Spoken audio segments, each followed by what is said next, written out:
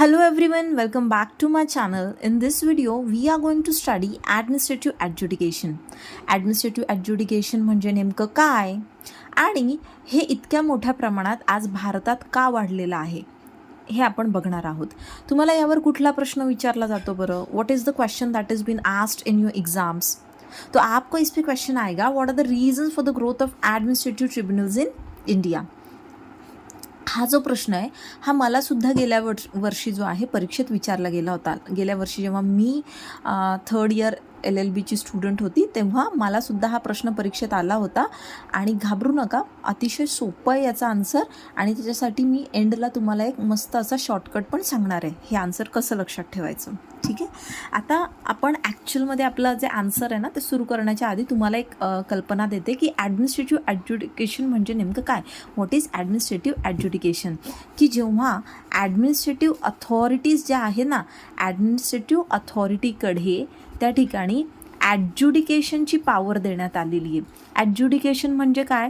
किसी डिस्प्यूट को रिझॉल्व करणं, म्हणजे एखादा जो डिस्प्यूट आहे तो रिझॉल्व करणं. थोडक्यात काय, न्यायनिवाडा एक प्रकारे. ठीक आहे, त्या ठिकाणी काही प्रॉब्लेम अराईज झाला आहे तर तो प्रॉब्लेम जो आहे त्या अथॉरिटीने दूर करणं. आता बघा, ॲड्ज्युडिकेशनची पॉवर जी आहे मुळात कोणाला आहे? हे जे आपण लेजिस्लेटिव्ह, एक्झिक्युटिव्ह आणि ज्युडिशरी असे 3 ऑर्गन्स बघितले होते, तर ज्युडिशरीचं काम आहे ना ॲड्ज्युडिकेशनचं. परंतु काय होतं, कारण की इतका सगळा लोड आहे, ओव्हरबर्डन्ड आहे, टेक्निकॅलिटीज आहे, फॉर्मॅलिटीज आहे, त्यामुळे कुठे ना कुठे हे जे पारंपरिक कोर्ट आहे आपलं, म्हणजे आपली जी ज्युडिशरी आहे ती हे ॲडमिनिस्ट्रेटिव्ह मॅटर्स जे आहे ती एफिशियंटली डील करू शकत नाही. आणि म्हणून ॲडमिनिस्ट्रेटिव्ह ॲड्ज्युडिकेशनची गरज आपल्याला भासते. ठीक आहे, आता हे जे आन्सर आहे तुम्ही कसं सुरू करणार, तर इंट्रोडक्शनपासून definitely we need to start है ना. तो इंट्रोडक्शन में आप क्या देंगे कि देखो 1947 के पहले तक क्या था, हमारा जो वॉर था वो किसके साथ था? ये तो ब्रिटिश लोगों के साथ था. क्यों था? सबको पता है. बट 1947 के बाद जो क्या हुआ कि हमारा वॉर जो है वो एंड नहीं हुआ. किसके साथ?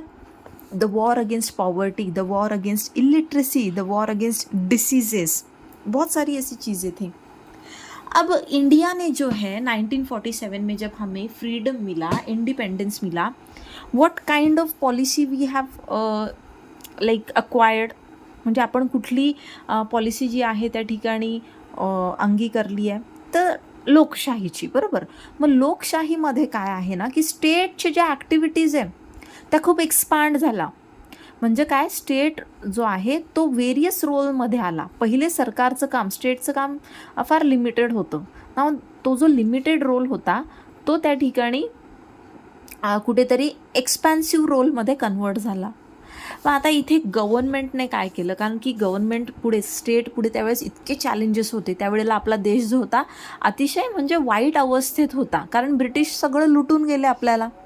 मग आता जे पहिलं सरकार भारताचं, स्वतंत्र भारताचं जे पहिलं सरकार त्या ठिकाणी झालं, तर तिथे त्यांच्याकडे काय चॅलेंजेस होते समोर, हे सगळे चॅलेंजेस होते. राईट.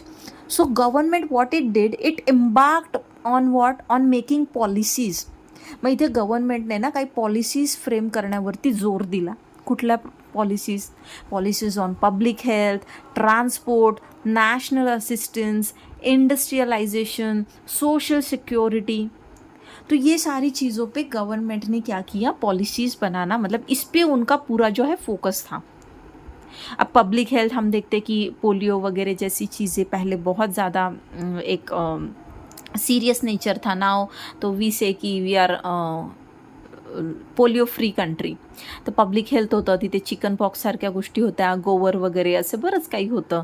देन ट्रान्सपोर्ट होतं, की तिथे कनेक्टिव्हिटी जी आहे थ्रू आउट इंडिया ती बिल्टअप करायची होती. For that construction of roads, railways, bridges, dams, ये सब था. देन इंडस्ट्रियलायझेशन, मग तिथे चांगले लेबर लेजिस्लेशन्स जे आहे ते फ्रेम करणं, इंडस्ट्रीजला बूस्ट करणं, एम्प्लॉयर्स जे आहे एम्प्लॉईज जे आहे त्यांना एक सोशल सिक्युरिटी देणं, असे खूप सारं म्हणजे एक मोठ्या प्रमाणात गव्हर्नमेंटने काय केलं, जबाबदारी जी आहे ती स्वीकारली. पण आता गव्हर्नमेंटला म्हणजे स्टेटला एकट्याला हे सगळं पॉसिबल होतं का करणं? Obviously not. It was impossible to carry out this programme single handedly. तो इसके लिए मैं अपन बघतो काय की इसके लिए हम देखते कि एडमिनिस्ट्रेटिव अथॉरिटीज़ का जो है रिक्रूटमेंट हुआ, अपॉइंटमेंट हुआ, आणि कुठे ना कुठे त्यामुळे काय झालं, डेलीगेशन भी हुआ है पावर्स का, जो हमने ऑलरेडी पिछले लेक्चर में देख रखा है. ऑल्सो अब जब ये इतने सारे नए स्पेक्ट्रम जो है वहाँ पर ओपन हो चुके हैं, अब यहाँ पे डिस्प्यूट भी तो होंगे, क्योंकि ह्यूमन बीइंग है, हम तो शांति से रहेंगे नहीं. जहाँ जहाँ हम हैं वहाँ वहाँ क्या है, झगड़े हैं. तो यहाँ पर भी वही है कि नए फील्ड्स अभी इतने जो अराइज हुए हैं, अब इस फील्ड में कोई पॉलिसी बनाई है, उस पॉलिसी के इम्प्लीमेंटेशन करते हुए या इन सारी चीज़ों में, मतलब कोई इंडस्ट्री में अगर डिस्प्यूट हो गया या फिर रेलवेज़ है वहाँ पर कुछ डिस्प्यूट हो जाता है, तो ये सारे जो डिस्प्यूट है ये जो है क्विकली रिझॉल्व होणे चाहिए. दे cannot be kept pending for years. तुम्ही 10-10, 20-20 वर्ष हे मॅटर पेंडिंग नाही ठेवू शकत, कारण याला इमिजिएट त्या ठिकाणी काय लागतं, ॲड्ज्युडिकेशन, न्यायनिवाडा तुरंत झाला पाहिजे. सो हमारे जो ऑर्डिनरी कोर्ट्स थे, ये इन्हें इन डिस्प्यूट्स को डिटरमाइन करने में ये क्या थी, इनएफिशिएंट थी. It was not possible for the ordinary courts to determine the disputes. का, खूप टेक्निकल गोष्टी त्या ठिकाणी इन्वॉल्व होत्या. पण मग ह्या मॅटर्सवरती काहीतरी सोशल कंट्रोल जो आहे तो तर हवा होता. Some social control was required over this area.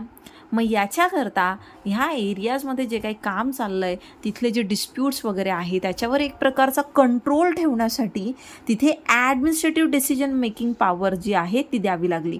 मतलब जो ॲडमिनिस्ट्रेटिव्ह अथॉरिटीज हमने देखा है कि जिन्हें क्वाजी लेजिस्लेटिव तरीके की पावर दे रखी थी. क्वाजी लेजिस्लेटिव म्हणजे काय, निम्न स्वरूपात, नॉट कम्प्लीटली, मतलब पार्टली. तो अभी उनको क्वाजी जुडिशियल पावर्स भी दे दी गई की डिसिजन भी जो है आप ले सकते हो. ओके, तर इथे ह्या पद्धतीने मग म्हणजे गरज जी आहे बेसिकली ती आपण बघतो की सुरुवातीला आपण भारत जो आहे स्वतंत्र झाल्यानंतर त्या ठिकाणी काय झालं. ऑल्सो जो सिस्टम ऑफ एडजुडिकेशन है वो हमें कैसा चाहिए था, इनफॉर्मल चाहिए था, बहुत फॉर्मेलिटीज़ वाला नहीं. हमारा ऑर्डिनरी कोर्ट सिस्टम कैसा है की बहुत सारी फॉर्मॅलिटीज आहे, खूप साऱ्या तिथे फॉर्मॅलिटीज आहे. मग आपल्याला तिथे इनफॉर्मल पद्धत काहीतरी हवी होती. त्यानंतर चीप, फार महागडी अशी नाही, आणि क्विक, की खूप त्या ठिकाणी मॅटर प्रलंबित राहणार नाही. मग आता ह्या संदर्भात ना एक केस आहे आणि अतिशय इंटरेस्टिंग केस आहे, Mahavir jute mills versus Shibbanlal Saxena. ही केस नक्की लक्षात ठेवा आणि तुमच्या परीक्षेत जिथे जिथे ॲडमिनिस्ट्रेटिव्ह ॲडज्युडिकेशन आहे तिथे तिथे ही केस तुम्ही लिहू शकता. मग इथे ह्या केसमध्ये supreme court lamented over failure of justice. म्हणजे सुप्रीम कोर्टाने या ठिकाणी काय की मतलब उसने अफसोस जताया एक तरह का कि यहाँ पे जस्टिस जो है ना ये फेल हुआ है. Why did Supreme Court lament upon this particular case? I mean the failure of justice in this particular case. तो इस केस में क्या हुआ था ना कि एम्प्लॉयर और एम्प्लॉयज़ में डिस्प्यूट अराइज हुआ था रिगार्डिंग व्हाट, रॉन्गफुल डिसमिसल. मतलब जो एम्प्लॉयज़ हैं उन्हें रॉन्गफुल वे में डिसमिस कर दिया था. अब मैटर गया कोर्ट में. अब कोर्ट का जो डिसीजन है वो आने में लग गए 25 साल. मॅटर जे आहे कोर्टात गेलं, एम्प्लॉईज आणि एम्प्लॉयरमध्ये जो काही वाद होता त्या ठिकाणी रॉंगफुल डिसमिसलवरून म्हणजे कर्मचाऱ्यांना तिथे रॉंगफुल वेमध्ये काढून टाकण्यात आलं होतं कामावरनं. केस जी आहे कोर्टात होती आणि 25 वर्षांनी निकाल आला. ज्या वेळेला निकाल आला ते जे क्लेमंट होते ना, म्हणजे ज्यांना काढून टाकण्यात आलं होतं बिचाऱ्यांना आणि ज्यांनी दावा टाकला होता, त्यातले 400 लोक ऑलरेडी त्यांचा मृत्यू झाला होता. आणि ह्या लोकांना ज्यांना एम्प्लॉईजला काढून टाकण्यात आलं होतं, रॉंगफुल डिसमिसल आहे ना, कामावरनं काढून टाकलं आहे, म्हणजे त्यांच्याऐवजी तिथे कोणीतरी नवीन भरती तर केली असणार ना. तर तिथे नवीन अपॉइंटीज जे होते त्यांना अपॉइंट केलेलं होतं आणि त्यांना 25 वर्षांची आता सर्व्हिस झाली होती. मग इथे काय बरं अशी मोठी what's a big deal over here, की कोर्टाचे निर्णय तर असेच उशिराने येतात. पण बघा आता हा जो मॅटर आहे ना, हा कसा आहे की आता हे सगळे एम्प्लॉईज आहे आणि हा एम्प्लॉयर आहे. ह्या एम्प्लॉयरने जर ह्यांना चुकीच्या पद्धतीने कामावरनं काढून टाकलं आहे, तर यांना त्वरित निकाल हवा आहे ना, तोपर्यंत ते बेरोजगार बसतील का? ह्यांच्या रोजीरोटीचा प्रश्न आहे, पोटापाण्याचा प्रश्न आहे. तो अशा केसेसमध्ये वी नीड क्विक डिसिजन्स. लगेच तातडीने त्या ठिकाणी निकाल आले पाहिजे. तातडीने म्हणजे असं कोणी म्हणत नाही की अगदी 1-2 तासात निकाल द्या. पण फार तर फार किती त्या ठिकाणी 15 दिवस, 20 दिवस, महिनाभर. पण त्यापेक्षा जास्त दिवस जर हे एम्प्लॉईज जे आहे ते बेरोजगार राहिले, तो अल्टीमेटली हमारा कंट्री का इकोनॉमी भी डाउन हो रहा है, साथ ही साथ इनकी फैमिलीज का क्या. सो ऐसे मैटर में हमें तुरंत जो है एडजुडिकेशन जो है चाहिए होता है. मग इथे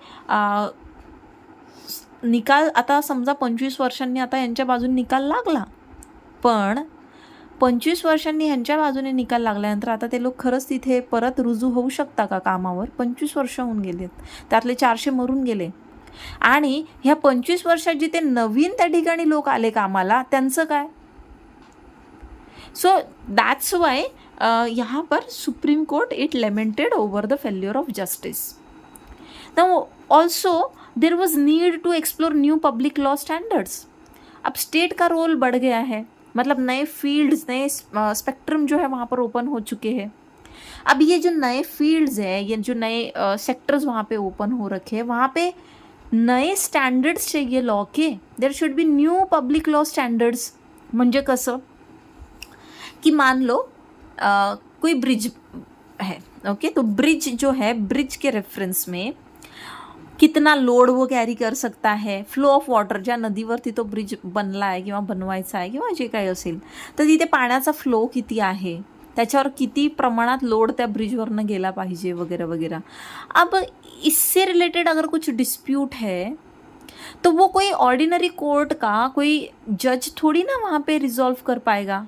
नो डाउट जजेस are highly talented people, they are very intellectual people, but where in the field of laws, त्यांच्या क्षेत्रात त्यांना CPC, CRPC, IPC किंवा इतर काही जे लॉज आहे त्याच्यातले ते अगदी तज्ज्ञ आहेत.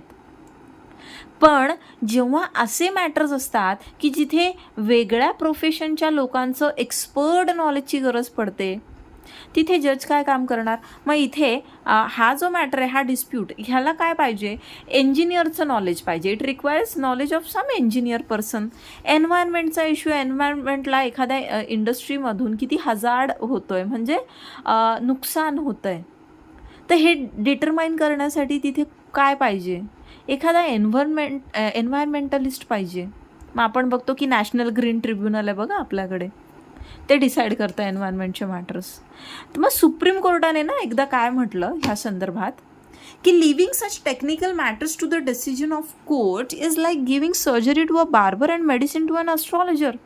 सुप्रीम कोर्ट ने क्या कहा कि भाई ऐसे टेक्निकल मैटर अगर आप ऑर्डिनरी कोर्ट के सामने देंगे, आता हे टेक्निकल मैटर्स आहेत सगळे, तो वो क्या होगा, मानो जैसे आपने किसी नाई को ऑपरेशन का यानी सर्जरी का काम दे दिया और किसी ज्योतिषी को आपने मेडिसिन का काम दे दिया, तो that is not possible. So basically बघा आता इथे काय आहे की एक्झिक्युटिव्ह जे आहे यांच्याकडे क्वाझी लेजिस्लेटिव्ह आणि क्वाझी ज्युडिशियल पॉवर जी आहे ती येऊन जाते, म्हणजे त्यांना ती दिली जाते. का? कारण की आपण बघितलं स्टेट एकटं सगळं करू शकत नाही आणि ऑर्डिनरी कोर्टकडे तेवढा एक्सपर्टीज नाही, वेळ पण नाही, बऱ्याच गोष्टी आहेत. मग इथे त्यामुळे एक्झिक्युटिव्हला ना क्वाझी लेजिस्लेटिव्ह, क्वाझी म्हणजे काय, अंशतः, पार्टली, निम्न स्वरूपात क्वाझी लेजिस्लेटिव्ह पॉवर देण्यात येते. आणि क्वाझी ज्युडिशियल, लेजिस्लेटिव्ह म्हणजे काय, लॉ मेकिंगची पॉवर. मग ते आपण डेलिगेटेड लेजिस्लेशन ऑलरेडी बघितलं आहे, ठीक आहे. आता क्वाझी ज्युडिशियल म्हणजे काय, ॲडज्युडिकेशन ऑफ डिस्प्यूट. मग तिथे एखादा डिस्प्यूट जो आहे तो अराईज झाल्यावर तो ॲडज्युडिकेट करायचा, त्याचा जो आहे त्या ठिकाणी म्हणजे निकाल लावायचा, एक प्रकारे निकाली लावण्याचं काम जे आहे ॲडमिनिस्ट्रेटिव्ह अथॉरिटीकडे दिलं जातं, ज्याला आपण ॲडमिनिस्ट्रेटिव्ह ॲडज्युडिकेशन म्हणतो. आणि याच्यासाठी काय, ट्रिब्युनल कॉन्स्टिट्यूट केलं जातं. So this was like what your entire introduction part, की अब आया ये ट्रिब्युनल. ठीक आहे.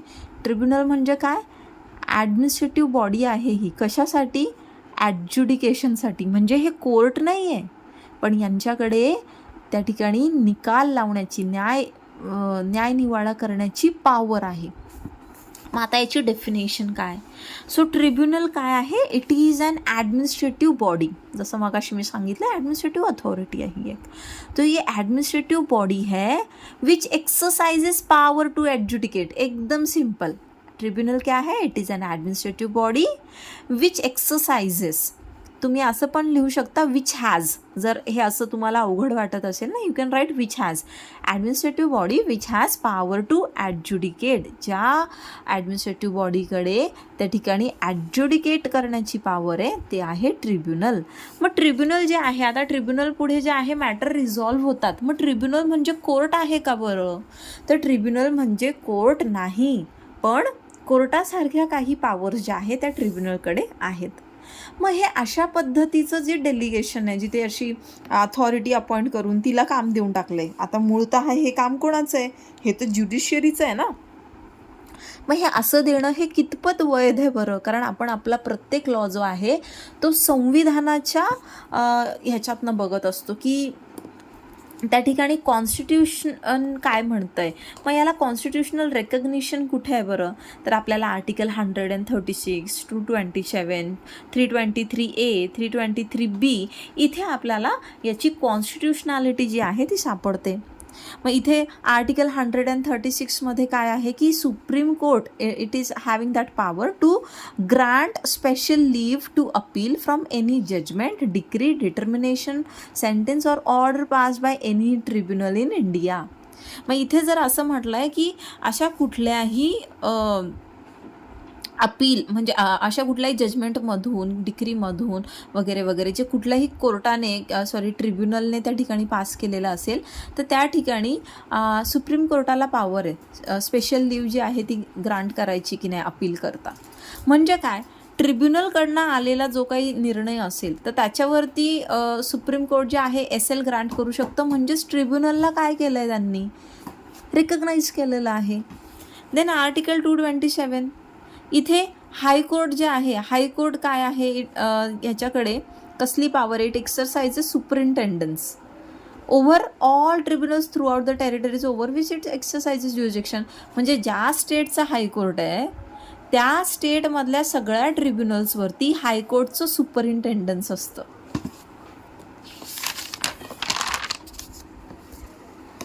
त्यानंतर मग जी आपली 42nd अमेंडमेंट झाली होती है ना, इंदिरा गांधींनी जी केली होती इंदिरा गांधींच्या काळात.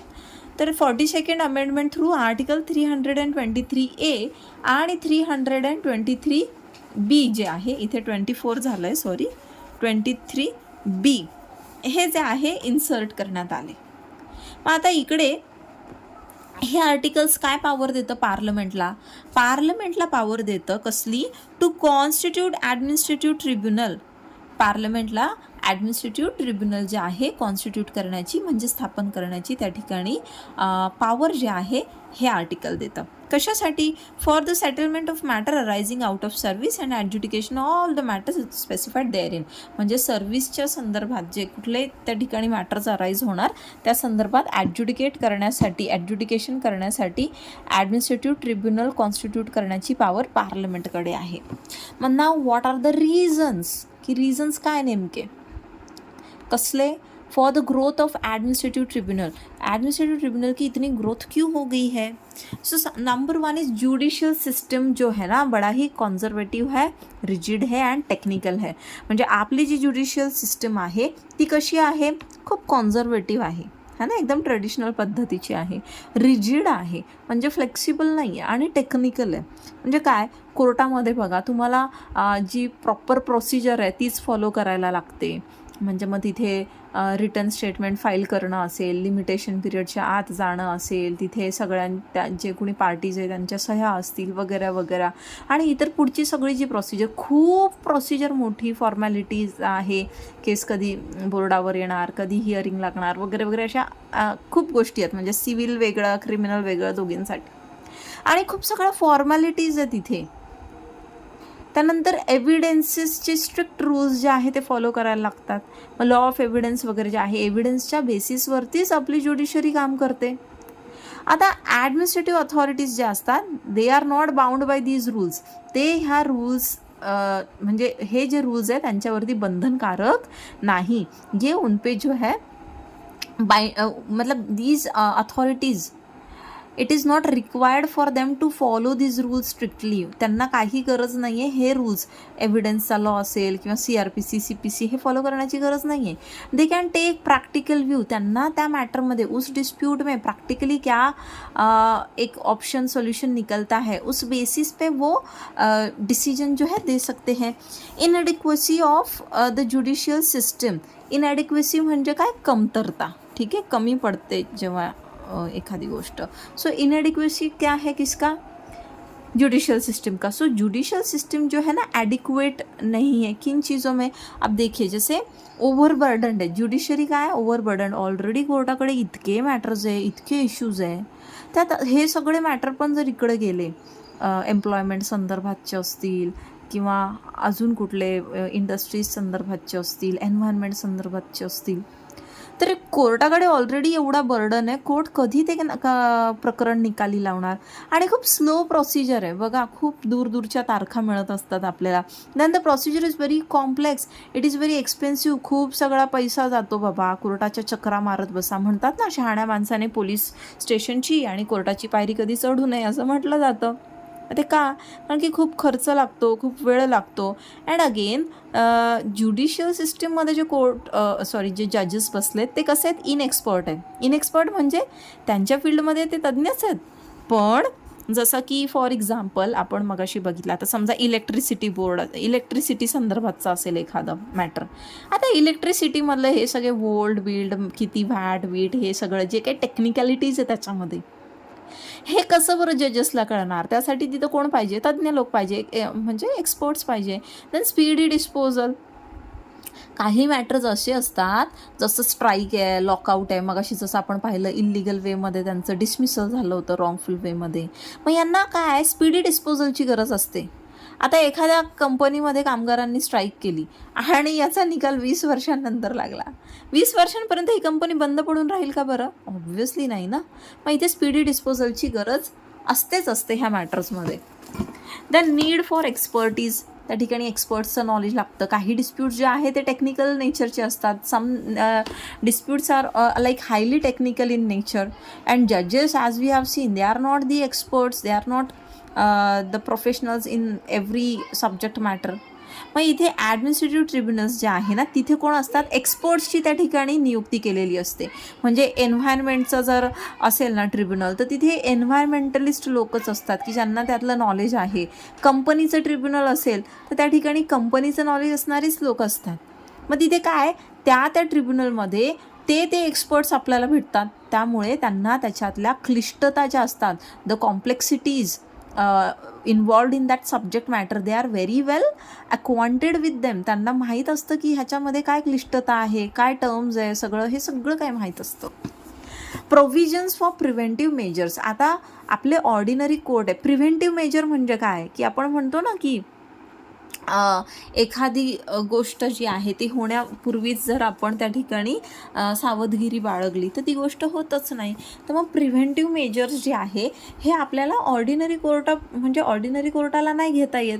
कारण ऑर्डिनरी कोर्टामध्ये जेव्हा काहीतरी प्रकरण होणार, काहीतरी डिस्प्यूट होणार, तेव्हाच कोर्टामध्ये लोक जाणार डिस्प्यूट घेऊन आणि मग कोर्ट त्याच्यावर निकाल देणार. म्हणजे काय, कोर्टाकडे आधी लिटिगेशन येतं आणि नंतर पनिशमेंट दिली जाते, प्युनिटिव्ह स्टेप्स. पण ॲडमिनिस्ट्रेटिव्ह अथॉरिटीच्या संदर्भात असं नाही आहे. तिथे जर त्यांना ॲडज्युडिकेशनच्या पॉवर दिल्या ना तर तिथे काय ते आधीच प्रिव्हेंटिव्ह मेजर्स घेऊ शकतात. म्हणजे डिस्प्यूट अराईज होण्याच्याही आधी. कसं, जसं रेट फिक्सिंग आहे, विशिष्ट गोष्टींचे रेट फिक्स करून दिलेत. लायसेन्सिंग आहे. आता म्हणजे समजा एखादं, आता लायसेन्सिंगसारखी तरतूद आहे बघा. म्हणजे लायसेन्सिंग बऱ्याचशा फील्ड्समध्ये आहे. म्हणजे अगदी लिकर शॉप असेल किंवा मग इतर दुसरे पण काही उद्योग व्यवसाय असे आहेत की जिथे यू रिक्वायर लायसन्स है ना. तुमचं हॉटेल बिझनेस आहे वगैरे वगैरे.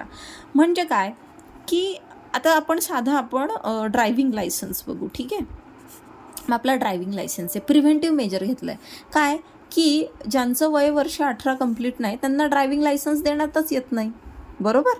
म्हणजे काय, त्यांना माहिती आहे 18 वर्षाच्या आतली पोरं कशी असतात, फार गरम रक्त असतं आणि वाढतं वय आहे, गाडी कशी पण चालवणार, ह्यांना जमणार नाही.